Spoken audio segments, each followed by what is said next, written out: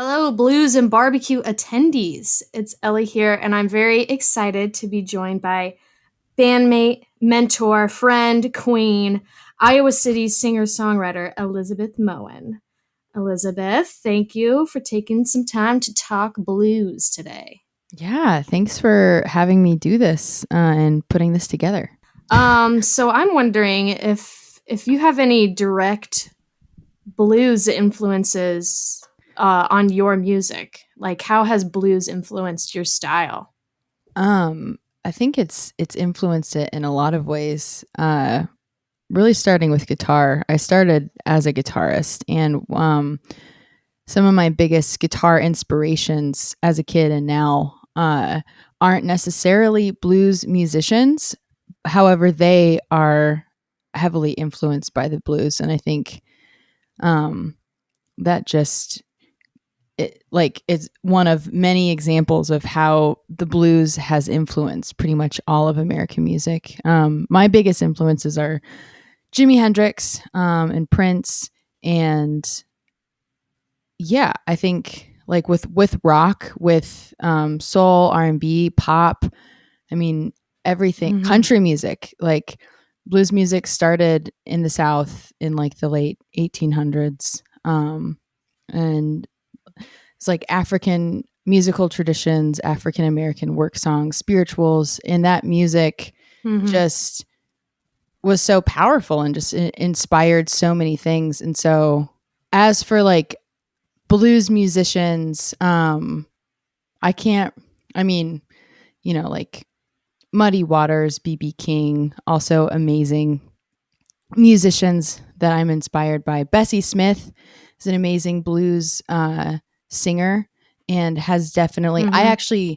I had heard songs of hers before, but I didn't know who she was, and now learning about her and like it's very clear that she has also inspired many singers who aren't necessarily blues singers, but people have been inspired by her voice. Yeah, it's so interesting when you start to look back at the origins of a lot of American music. Many times it'll drive you back to an African American woman, a black woman like Bessie and Sister Rosetta Tharpe. Oh I think I said her yeah. name right. Yes. She's amazing, and she's a like she is where rock and roll started, and she Right. definitely had blues influence, spiritual music influences, and yeah, like when anyone thinks of blues or rock and roll guitar, for the longest time people didn't think of her because people didn't know about her, and it's just great that she's finally getting that historical recognition that she deserves to have and that people deserve to know about. But yeah, like blues, like the form, I didn't really consider myself a blues artist, but I've had a lot of people come up to me, and like a lot of people at a lot of shows, like for any musician, they usually like to come up to you and tell you what they think you sound like. Um, and a lot of people will usually say rock and roll first, but blues gets thrown in there here and there. Mm-hmm. And I think it's just from, the form, like, like a basic like 12 bar lyric framework. I didn't really even know that I was kind of playing blues type licks Yeah, or blues type chord it's that progressions. embedded. It's just that embedded in the music that I've been inspired by, that even like a couple musicians I was playing with, they're like, I wrote a song that did not sound like a song that I usually play. And they're like, oh, this isn't a blues form. And I'm like, what? Because I don't really like, I don't know about that kind of stuff. And they're like, yeah, like this is different than your other stuff just because it's not like a blues framework. And I'm like, I didn't even know I was doing that. But yeah, that just goes to show how, like you said, like deep rooted blues music is in uh, American music. I think beyond with your music too, beyond the form or technical aspects that may be considered derived from the blues. I think just your rawness and your ability to tap into your emotions when you perform is definitely something that is very distinctly bluesy, because that music was born out of raw emotion, the of being an African American during slavery, and I think that has certainly touched a lot of people when you go back and listen and you hear how they're able to be so vulnerable and raw with their emotions. And I think both you and I definitely have been inspired by that. Oh, yeah, absolutely. Blues music, yeah, not only in the melody and the guitar work and the rhythmic aspects, but the lyrics too. Like they're just so raw and honest. And yeah, Yeah. there's not like that is a thing that I really appreciate about the songwriting lyric wise, but how they're singing. They're like in blues music, people aren't holding back. Like there's definitely that structure, that framework in the songs, but yeah, the number one thing that is pushing the song along is just the emotion behind it. And you can hear that Hmm. in the voice, in the words, in the instruments. And when you're spectating, you can just feel it in your bones when someone's doing it right. Yeah, So it's it's like such a magical, like insane energy and connection that you can have audience to performer. Like I've had at jazz or blues shows, or I've had watching one of your shows. Like the ability the music, that specific kind of a music has of like connecting us to each other and empathizing with each other is kind of just a little bit nuts, if you ask me.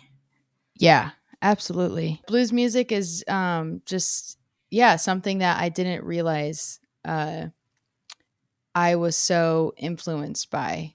And now learning more about music history, it's very clear that blues is the root of not just my music, but I mean almost any musician.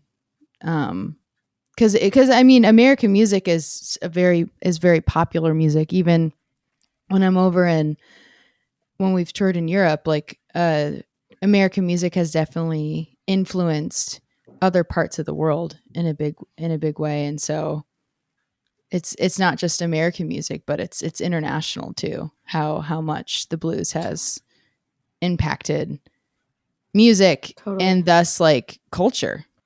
I think the last time we were together was at Flat Black a while back, and I thought that you mentioned you were going to try to do work on some slide guitar. Has that been any progress there?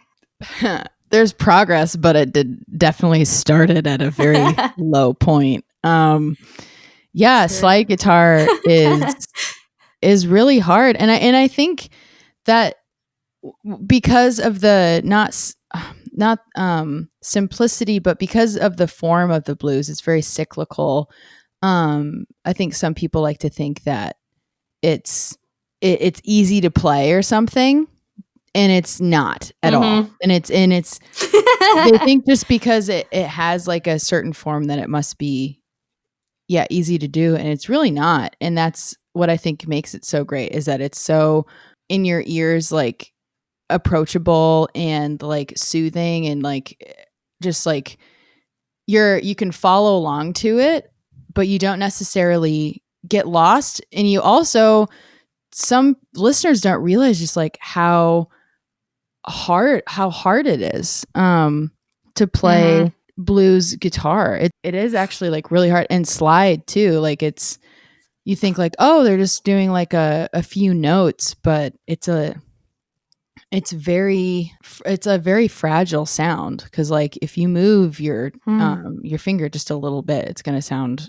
off. And uh Yeah. there's a lot of precision to it. I knew it was going to be hard, but I did not realize how hard it was going to be. um Well, when you inevitably master it, because you're awesome like that, I will be very excited to hear it. it's very humbling to be so bad at all these things.